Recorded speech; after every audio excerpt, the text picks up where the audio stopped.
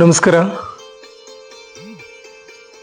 ನನ್ನ ಸಮಸ್ತ YouTube, Instagram ಎಲ್ಲ ವೀಕ್ಷಕರಿಗೂ ಹೃತ್ಪೂರ್ವಕ ವಂದನೆಗಳು. ಈ ದಿನ ಆಧ್ಯಾತ್ಮ ಬೆಳಕು ಕಾರ್ಯಕ್ರಮದಲ್ಲಿ ಮನಸ್ಸಿನ ಬಗ್ಗೆ ನೋಡೋಣ. ಪ್ರತಿಯೊಬ್ಬರ ಮನಸ್ಸು ಯಾವುದನ್ನು ಪಳಗಿಸ್ತಾ ಇದೆ, ಏನನ್ನ ವಿಚಾರ ಮಾಡ್ತಾ ಇದೆ ಅನ್ನೋದ್ರ ಬಗ್ಗೆ ಕುಲಂಕಷವಾಗಿ ನೋಡೋಣ. ಈಗೊಂದು ಕುದುರೆ ಇದೆ ಅಂತ ಅಂದ್ಕೊಳ್ಳಿ. ಆ ಕುದುರೆ ಸ್ಟಾರ್ಟಿಂಗ್ ನಿಮ್ಮ ಆ ಕುದುರೆ ಹತ್ರ ಹೋದಾಗ ಅದು ನಿಮ್ಮನ್ನು ಬರಗೊಡಿಸಲ್ಲ, ಬೆದರುತ್ತೆ ಮತ್ತು ಏನೇನೋ ಮಾಡುತ್ತೆ.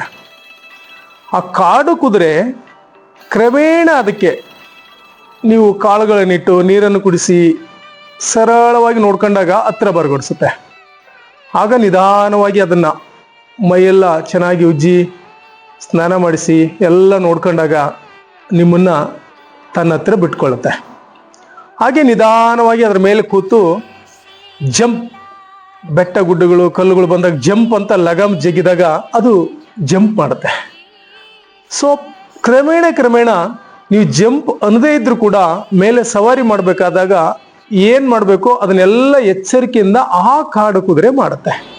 ಅಂದರೆ ಒಂದು ಕಾಡು ಕುದುರೆಯನ್ನು ಟ್ರೈನಿಂಗ್ ಕೊಟ್ಟಾಗ ಎಷ್ಟು ಚೆನ್ನಾಗಿ ಮಾಡುತ್ತೋ ಹಾಗೆ ನಮ್ಮ ಮನಸ್ಸನ್ನು ನಾವು ಸರಿಯಾದ ಟ್ರೈನ್ ಕೊಟ್ಟಾಗ, ಸರಿಯಾದ ರೂಢಿಗಳನ್ನು ಮಾಡಿಸಿದಾಗ ನಮ್ಮ ಮನಸ್ಸು ತುಂಬ ಚೆನ್ನಾಗಿ ಕೆಲಸ ಮಾಡುತ್ತೆ. ಮನಸ್ಸಿಗೆ ಏನಿಷ್ಟ ಅಂದರೆ ಸೋಮಾರಿತನ ಮತ್ತು ಆಲಸ್ಯಂ. ಯಾಕೆ ಅಂತ ಕೇಳಿ, ಸರಳವಾಗಿ ಹಣ ಮಾಡಬೇಕು, ಸರಳವಾಗಿ ಕೆಲಸಗಳನ್ನು ಮಾಡಬೇಕು, ಸರಳವಾಗಿರೋದು ಕಂಡ್ರೆ ಮನಸ್ಸಿಗೆ ಇಷ್ಟ. ಆಲಸ್ಯ ಅಂದರೆ ತುಂಬ ಇಷ್ಟ ಮನಸ್ಸಿಗೆ. ಬೆಳಗ್ಗೆ ಎದ್ದು 5 ಗಂಟೆಗೆ ಯೋಗ ಪ್ರಾಣಾಯಾಮ ವಾಕಿಂಗ್ ಮಾಡಿ ಅಂದರೆ ಬೇಡಪ್ಪ, ಶುದ್ಧವಾಗಿ ಬೆಚ್ಚಗೆ ಹಾಗೆ ಮಲಗಿಬಿಡೋಣ ಅಂತ ನಿಮ್ಮ ಮನಸ್ಸು ನಿಮಗೆ ಸಾಥ್ ಕೊಡುತ್ತೆ. ಬೇಡ, ನಾಳೆ ಹೋಗೋಣ, ಇನ್ನೊಂದು ದಿನ ಹೋಗೋಣ, ಈಗ ಆರೋಗ್ಯ ಚೆನ್ನಾಗಿದೆಯಲ್ವಾ, ಬೇಡ ನೆಕ್ಸ್ಟ್ ಹೋಗೋಣ. ಹೀಗೆ ನಿಮ್ಮ ಮನಸ್ಸು ತನ್ನದೇ ಆದ ರೂಪರೇಷೆಗಳನ್ನು ರೆಡಿ ಮಾಡಿಕೊಂಡು ನಿಮ್ಮನ್ನು ಸೋಮಾರಿತನಕ್ಕೆ ತಳ್ತಾ ಇದೆ.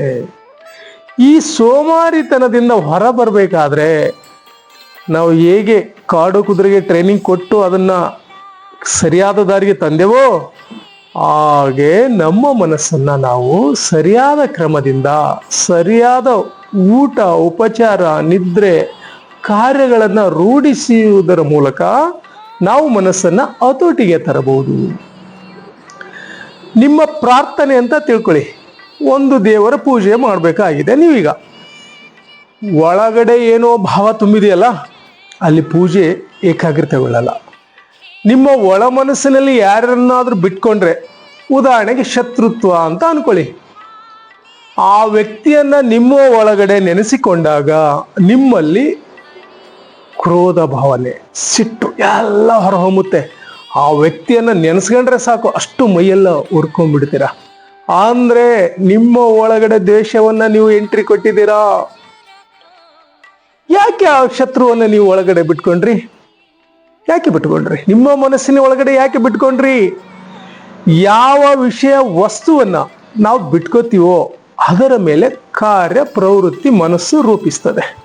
ಮನಸ್ಸಿನ ನಿಯಮ ತುಂಬ ಇದೆ. ಎಷ್ಟಿದೆ ಅಂದರೆ ಭಾಳ ಎಪಿಸೋಡ್ಗಳನ್ನು ಇದನ್ನೇ ಮಾಡಬೇಕಾಗುತ್ತೆ ನಾವು. ಹೀಗಾಗಿ ನಿಮ್ಮ ಒಳ ಮನಸ್ಸಿಗೆ ಏನು ಕೊಡ್ತೀರೋ ಅದು ಅದನ್ನು ಗೊತ್ತಿಲ್ಲದೆ ಸ್ವೀಕರಿಸುತ್ತದೆ. ಯಾಕೆ ಅಂದರೆ ಕೊಟ್ಟವರು ನೀವೇ. ನೆಕ್ಸ್ಟ್ ಸಬ್ಕಾನ್ಸಿಯಸ್ ಸೇವಾಗಿ ಸೂಪರ್ ಕಾನ್ಸಿಯಸ್ಗೆ ಅದು ಫ್ಲಾಟ್ ಆಗುತ್ತೆ, ಓಪನ್ ಅಪ್ ಆಗುತ್ತೆ. ಹೀಗಾಗಿ ನಿನ್ನೆ ಒಬ್ಬರು ಜ್ಯೋತಿಷ್ಯವನ್ನು ಕೇಳಲಿಕ್ಕೆ ಬಂದಿದ್ರು. ಎಲ್ಲ ಮಹಾನ್ ಜ್ಯೋತಿಷ್ಯ ಪಂಡಿತರೆಲ್ಲ ಆ ವ್ಯಕ್ತಿಗೆ ಗ್ರಹಗಳ ಪರಿಣಾಮವಾಗಿ ನಿನಗೆ ರಾಹು ಇದೆ, ನಿನ್ನ ಅಭಿವೃದ್ಧಿ ಕುಂಠಿತ, ನಿನ್ನ ಭಯ ಹೆಚ್ಚಾಗ್ತಾ ಹೋಗುತ್ತೆ ಅನ್ನೋ ಭಾವವನ್ನು ತುಂಬಿದ್ರು. ಹೀಗಾಗಿ ಆ ವ್ಯಕ್ತಿಯನ್ನು ನಾನು ಪರಿಶೀಲನೆ ಮಾಡಿ ಸಮಸ್ಯೆಯನ್ನು ಕೇಳಿ ಎಲ್ಲವನ್ನು ನೋಡಿ ಒಂದು ಚಿಕ್ಕ ಧ್ಯಾನ ಸೂತ್ರ ಮತ್ತು ಸರಳ ಮಂತ್ರವನ್ನು ಕೊಟ್ಟೆ. 2 ತಾಸುಗಳಲ್ಲಿ ಆ ವ್ಯಕ್ತಿ ಇಷ್ಟೊಂದು ಪರಿಣಾಮ ನನ್ನ ಮನಸ್ಸಿನ ಮೇಲೆ ಬೀರಿದೆ ಅಂದರೆ ಗುರುಗಳೇ, ಇದು ಅದ್ಭುತವಾದ ಶಕ್ತಿ, ಈ ಎನರ್ಜಿಯನ್ನ ಎಲ್ಲರಿಗೂ ಗೊತ್ತುಪಡಿಸ್ತಾ ಇದ್ರಲ್ಲ, ನೀವು ಗ್ರೇಟ್ ಅಂತ ತುಂಬಾ ಹೊಗಳಿದ್ರು. ಅಂದ್ರೆ ನೀವು ಸರಿಯಾದ ಜ್ಯೋತಿಷಿ, ಸರಿಯಾದ ಗುರುಗಳನ್ನ ಆಯ್ಕೆ ಮಾಡಿಕೊಂಡ್ರೆ ನಿಮ್ಮ ಮನಸ್ಸು ಶಾಂತತೆಯಲ್ಲಿ, ಆನಂದದಲ್ಲಿ ಇರ್ತೀರ ನೀವು. ಹೀಗಾಗಿ ಮನಸ್ಸನ್ನ ಪಳಗಿಸುವಿಕೆ ಇದೆಯಲ್ಲ, ಅದು ತುಂಬಾ ಅದ್ಭುತ ಕಲೆ. ಹೀಗಾಗಿ ಯಾರ್ಯಾರು ಈ ವಿದ್ಯೆಯನ್ನ, ಆಧ್ಯಾತ್ಮಿಕ ಸೂತ್ರವನ್ನ, ಜ್ಯೋತಿಷ್ಯವನ್ನ ಕಲಿಬೇಕು ಅಂತಿದೆಯೋ ಅವರೆಲ್ಲರೂ ಸಂಪರ್ಕ ಮಾಡಿ ನಿಮಗೆ ಆ ಒಂದು ಪರಿಹಾರಗಳನ್ನ, ಕೆಲವೊಂದು ಸೂತ್ರಗಳನ್ನ ನಾನು ನಿಮಗೆ ಹೇಳ್ಕೊಟ್ಟು ನಿಮ್ಮನ್ನ ಶಾಂತಿ, ನೆಮ್ಮದಿ, ಆನಂದದ ಕಡೆ ಒಯ್ಯಲಿಕ್ಕೆ ನಾನು ನಿಮಗೆ ಸಹಕಾರಿ ಮಾಡ್ತೇನೆ. ಧನ್ಯವಾದಗಳು.